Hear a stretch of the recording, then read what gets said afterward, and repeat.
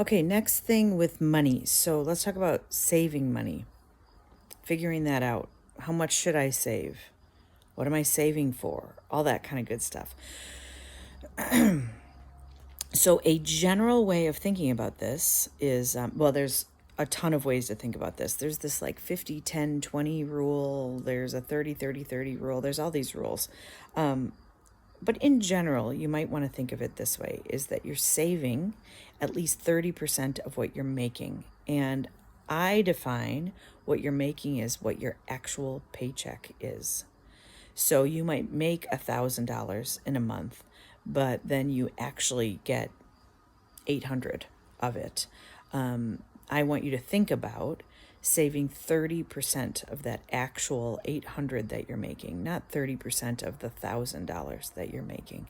Other people would disagree with that approach. Like I said, this isn't meant to be that you do things just like me. This is just what I've learned.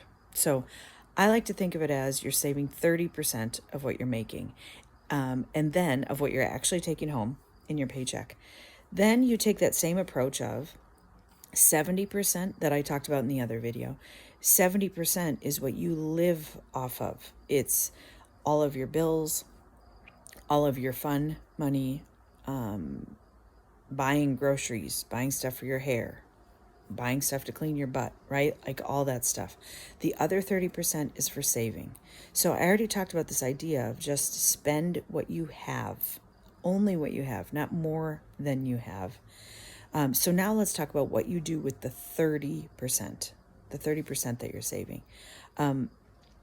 When you're in college, hopefully you feel that we as your parents would bail you out, but you don't expect us to do it. So God forbid you get hurt or something crazy happens in your life. We would help you. But pretty soon in your life, you need to be starting to create what a lot of financial planners, I think, call an emergency fund.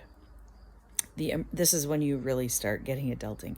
You want to have an emergency fund that you can lean on in case you get fired from your job, in case you hate your job and feel like you need to quit it before you have a new job, in case some kind of craziness happens in your life, you get really hurt, you get kicked out of where you're living, you can't stand where you're living. Having this emergency fund is a great way to keep yourself emotionally and physically safe too. Oh my God, I have so much pollen on my feet. It's like a instant tan, but I'm orange. So that savings account, or that very first emergency account, is there to, in my opinion, to keep you free in your life. Now, I am not saying that you make an emergency fund and then you can not be committed to relationships, not be committed to a job, not be committed to a lease, not be committed to contracts. That's not what I'm saying. But sometimes in life, you get in situations that it's impossible to be yourself, that are dangerous, that hurt your well-being. In those situations, boy, is it great to have an emergency fund. Sometimes things like worldwide pandemics happen. Another good reason to have an emergency fund. So there's lots of different thinking about that first savings bucket when you're adulting. I like to think if you are not a business owner, 3 months is probably enough. 3 months of your expenses. So rent, bills, groceries, your basic expenses, car payment, gas. You can figure out that amount by going through past months and figuring out what your actual expenses have been. Multiply those actual expenses by 3, and then you want to get money into a savings account that would cover all of that for 3 months. So if your rent is 1,000 and your groceries are 500 and everything you spend on your car is 700 and all of your other various expenses are another 500. I think that was about $2,700, but I lost track, maybe 3,000. Let's say it was 3,000.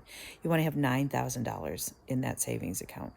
Ideally, you put it somewhere that you don't look at it. So it's not your regular bank savings account, although that would be fine. But there's two beautiful things about putting it somewhere where you don't see it a lot. One is you're not tempted to spend it.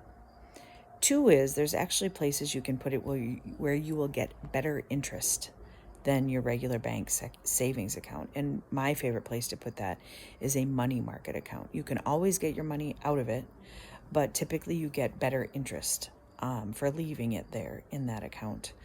Some banks have those. I have all my money in Vanguard.